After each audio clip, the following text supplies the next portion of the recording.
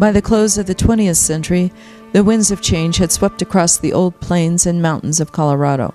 In terms of trade, Colorado saw China as a logical target for its export markets in beef and wheat.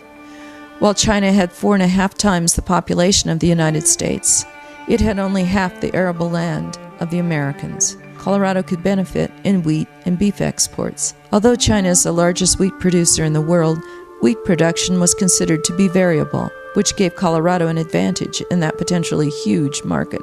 By March 1999, China had become Colorado's 5th largest export market. That market was principally in Hong Kong. The Chinese leadership recognized the importance of Colorado on its visits to the state. In February 1999, the Chinese ambassador to the United States, Li Jiaxing, visited the University of Denver. He attended a state dinner which included representatives of Storage Technology Corporation, a computer manufacturer. It was no surprise. Electronics and computer technology had been high on the list of priorities for the Chinese. It had been the appetite of Brezhnev and Kosygin in the 1960s for computer technology that had led directly to the Sino-Soviet split, in which the Soviets demanded overnight a return of loans made to the Chinese government.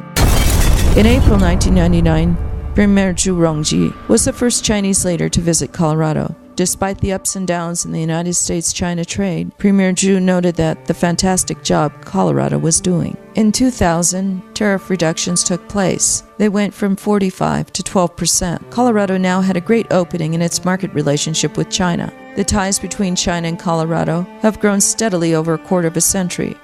Trade and the anticipation of prosperity for Colorado and for China served to tighten the commercial, cultural, and social bonds of both. On June 15, 2011, it was announced in the Colorado Press that Denver was being eyed as a production facility and studio for CNC World Channel. CNC, China Xinhua News Network Corporation, planned on employing as many as 300 people with an eye to developing an English-language news channel. The Colorado Clean Energy Program, Coexist, was marketing to both China and Mexico in 2011. Coexist markets sustainable and environmental technologies. There was a trade mission to China in June 2011, attended by Colorado's Coexist. Joe Wilson, mayor of the town of Erie, Colorado, population 18,135, stated his vision of Erie and of China in October 2010. Mayor Wilson was seeking a substantial relationship with China. He foresaw economic and diplomatic ties between his city and that of China.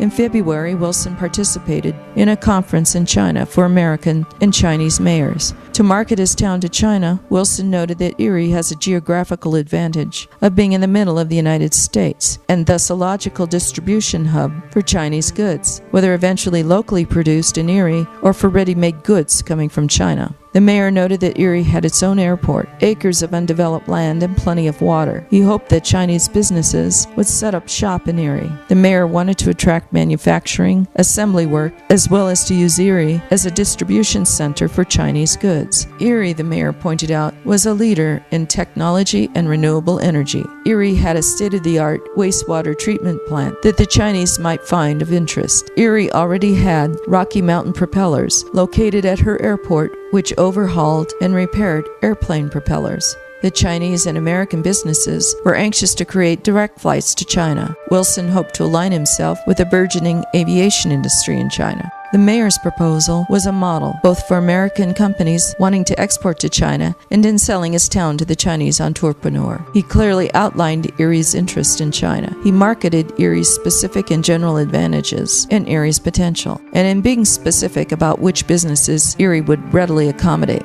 Finally, Mayor Wilson offered Erie's 300 acres of undeveloped land as a potential site for both Chinese businesses and for Chinese manufacturing. The mayor's advertisement campaign for his small town underscored the ongoing trade relationship of Colorado with China, even to its smaller or second-tier cities. Colorado exports to China in 2009 were $441 million, with $129 million in computer and electronics. In 2000, there was $165 million in trade between between Colorado and China. In 2001, $169 million. In 2002, $153 million. In 2003, $213 million. In 2004, $357 million. In 2005, $357 million. In 2006, $583 million. In 2007, $488 million. In 2008, $508 million. In 2009, there was $441 million in trade between China and Colorado.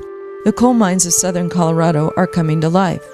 As reported in the Pueblo Chieftain newspaper in December 2010, coal mines were being reopened in the soft coal fields of the south near Trinidad. The eventual export market for Colorado coal would be to China and East Asia. 400 local jobs would develop out of the renewal of the mining industry, with an estimated 300 million tons of coal per annum.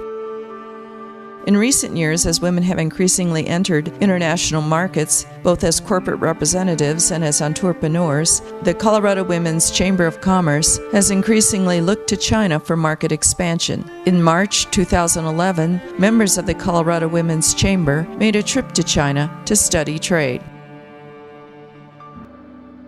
Much has been made of China as a competitor with American markets, but the relationship of China to the United States, and particularly to Colorado, has an even longer history based on friendship. One of the most beloved citizens of Colorado is John Yi. John fought alongside General Claire Chennault during the Second Sino-Japanese War. Chennault's Flying Tigers joined with the Chinese Air Force in an effort to subdue a common enemy. John Yi was instrumental in obtaining sister city status for Kunming in the province of Yunnan. Kunming became Denver's 8th sister city. Aside from mutual friendship shared by the citizens of both, Kunming and Denver shared geographical similarities. Denver is known as the Mile High City. Kunming is higher at about 6,200 feet. Aside from geographical similarities, both cities have international airports, Mile High Airport in Denver and the Wujiaba International Airport, which serves Kunming. The fact of the airport remains a consideration in the growth of future economic ties between the two cities. The relationship was formalized when, in May 1985, an agreement was drawn up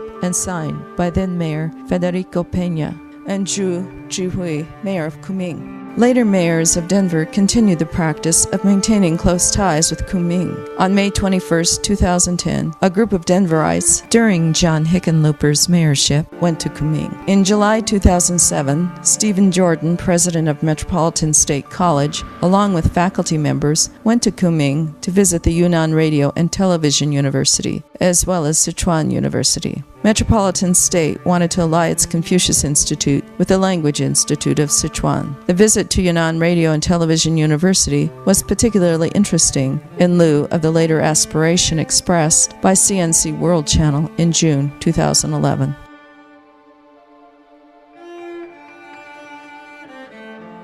In trading with China, certain rules must be followed. The first is related to ascertaining the target market and customs of export trading with China. Secondly, there are extremely critical rules associated with Chinese social custom in business. The latter relies on relationships cultivated over time.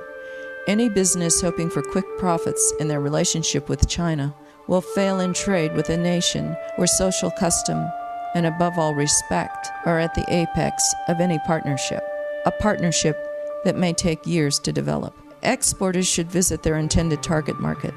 They must meet with their Chinese peers and establish a relationship with them. The Chinese peers are a priceless source for traders, who should heed their advice in assessing a market's potential and their particular products. But before this peer-advisor relationship can be built, the potential American trader must establish a personal relationship, which is critical in doing business in China. Contracts conducted between the American and the Chinese partner place a high emphasis on trust in the eyes of the Chinese partner. The thinking has a nonlinear characterization, and some would consider it of a higher level. Just as using chopsticks indicates a certain level of civilization, trust and respect are highly important to the Chinese. Not everything needed can be found in a paper contract. This is Asia, and even more so, East Asia. To trade there is to meet the expectations of the potential client, not our own. More can be accomplished with a personal relationship that must be developed and maintained by frequent visits. China trade is a long-term commitment. You must work through international banks. Permanent letters of credit are required.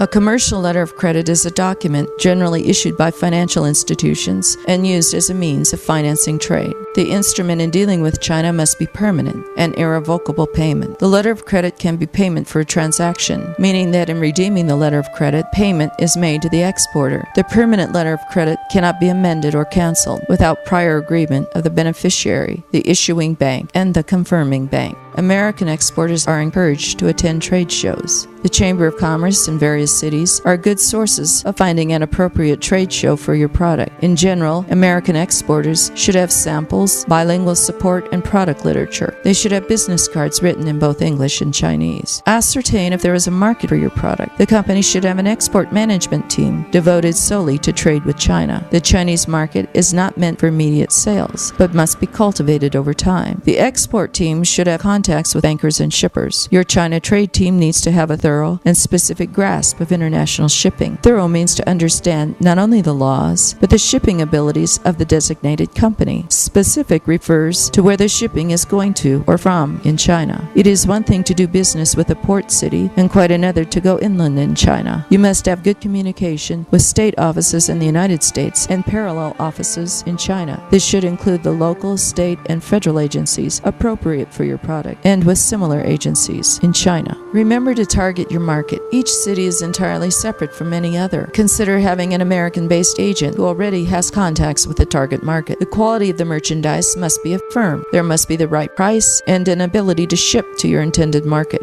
Pricing must be competitive. If your product is agricultural in nature, stay in touch with the United States Department of Agriculture. They will keep you posted on the changing environment. The Western United States Agricultural Trade Association will keep you posted on a variety of industry events to sell your product. Colorado has a ready team for companies and interests wishing to trade with China. There are already established links with commodities associations in China.